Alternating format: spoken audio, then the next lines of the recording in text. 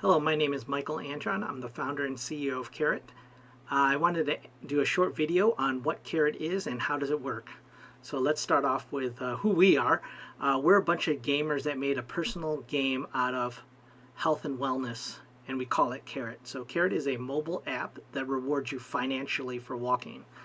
So once you load on Carrot, whether you knew it or not, your phone has been a pedometer. What we do is we tap into the pedometer features of your phone to extract the number of steps that you take on a daily basis.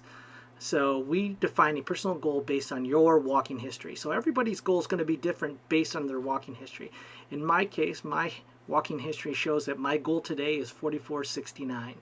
Once I achieve my personal goal, which I have with over 5,300 steps, I receive one green Carrot coin. I also receive one yellow reward point for every step I take. And it's with these two forms of currency that make Carrot a game.